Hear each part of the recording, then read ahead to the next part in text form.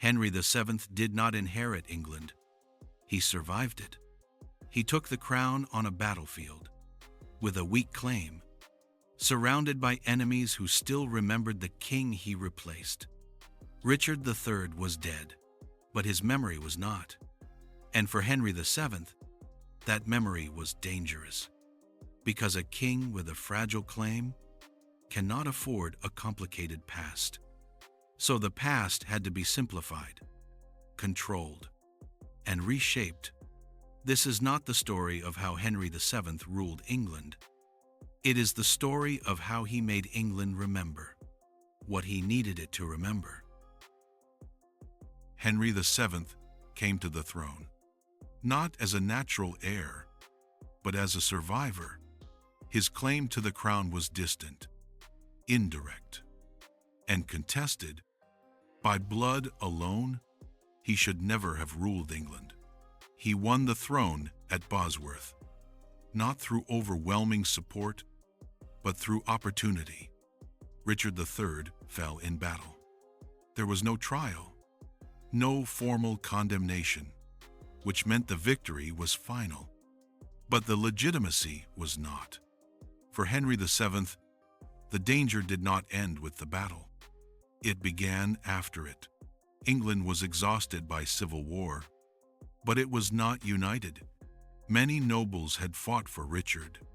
Many more had benefited from his reign, and most remembered him, not as a tyrant, but as a king. Henry VII ruled a country that had not chosen him. He understood this. That is why his first instinct was not celebration, but caution. He delayed his coronation to avoid the appearance that the crown came from Parliament. He dated his reign to the day before Bosworth, so that those who fought against him could be named traitors after the fact, not because they were guilty, but because he needed them to be. Henry VII did not trust loyalty. He trusted control. He surrounded himself with surveillance, financial penalties, and legal pressure. Nobles were watched. Families were bound by marriage. Potential rivals were neutralized, not by execution, but by uncertainty. This was not cruelty. It was insecurity. Because Henry VII knew something every fragile ruler knows. If your claim is weak, memory becomes dangerous. As long as Richard III was remembered as a legitimate king, Henry VII could only ever appear as the man who replaced him, and that was not enough. He needed the past to change, quietly and permanently. Not yet through stories, not yet through theater, but through silence. Because before a myth can be built, the ground beneath it must be cleared. Richard III was dead. But that was not the end of the problem. For Henry VII, it was the beginning of one. Because a dead king can still be dangerous, if people remember him kindly. Richard III had ruled for only 2 years, but in that time, he had not governed as a tyrant. He issued legal reforms, expanded access to justice, and ruled in many regions with a degree of popular support. Most importantly, he died as a king in battle, not deposed, not disgraced, not condemned by law, which meant his reign had never been formally rejected. Henry VII understood what that meant. As long as Richard III remained a legitimate king in memory, Henry VII could only ever appear as the man who replaced him, not the man who was meant to rule. This was the real problem of Richard III. Not his actions, not his character, but his legitimacy. Henry VII could not put Richard on trial. He was already dead. He could not celebrate him. That would undermine his own claim. And he could not allow the memory of Richard's reign to remain neutral. Neutrality was dangerous, because a neutral past invites comparison, and comparison invites doubt. So Richard III had to change, not immediately, not publicly, but permanently. The solution was not to prove Richard guilty. It was to redefine what his reign represented. Richard did not need to become a monster overnight. He only needed to become the symbol of disorder, the last king of chaos, the final failure of a broken age.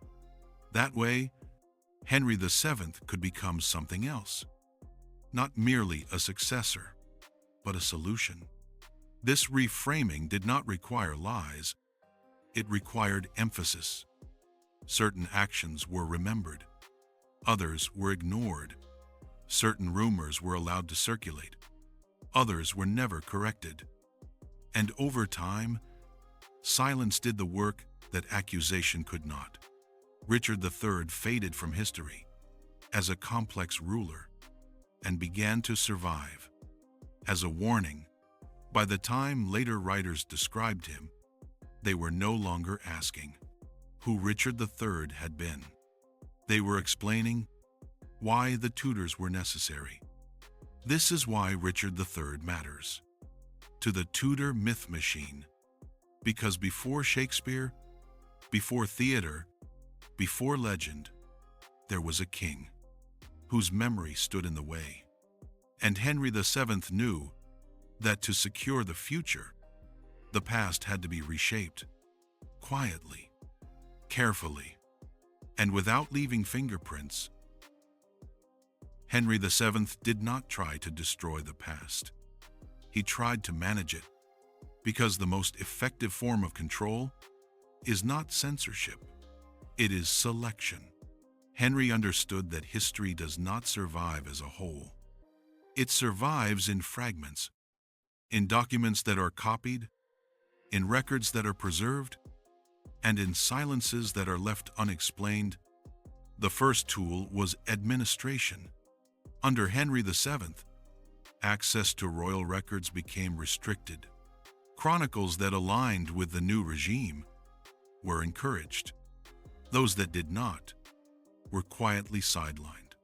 No proclamations were needed. No official rewrites. Only preference. The second tool was law. Henry dated his reign to the day before Bosworth, not as a formality, but as a weapon. It allowed him to define loyalty retroactively. Those who had fought against him could now be named traitors, not because their actions had changed, but because the frame had. Law did not describe the past. It fixed it. The third tool was silence. Henry VII did not commission a heroic narrative of his own rise. He did not celebrate Bosworth as a national myth. Instead, he allowed the memory of Richard III to remain unresolved. No monument, no official account, no defense.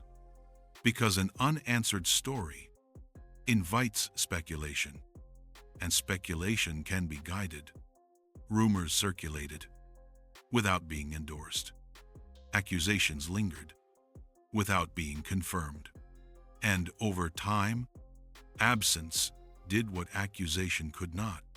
Richard III became a space into which suspicion could be poured. This was not chaos. It was patience. Henry VII understood that myths do not need to be created quickly. They only need to be left unchallenged. By the time later generations asked who Richard III had been, the records were thinner, the witnesses were gone, and the frame was already set. Henry VII never told England what to think about Richard III. He made sure that, when the question was finally asked, there were only a few acceptable answers. This is how the past is controlled. Not through spectacle, not through drama, but through administration, law, and time. And by the time others came along to tell the story loudly, the foundations had already been laid. Henry VII did not need to invent a villain. He only needed to make sure that no alternative version survived. By the time the question was finally asked, the past had already been narrowed. The records were thinner, the witnesses were gone, and the silences had done their work. Richard III no longer existed as a man. He existed as a problem that had been solved. And once the foundations were set, others could build on them, more loudly, more confidently, and with far greater reach. The Tudor myth did not begin with theater, but this is where it learned to speak. In the next episode, we move from administration to performance, from silence to story. Because once the past has been controlled, it can finally be rewritten. And one writer, more than any other, gave the Tudor version of history a face the world would never forget.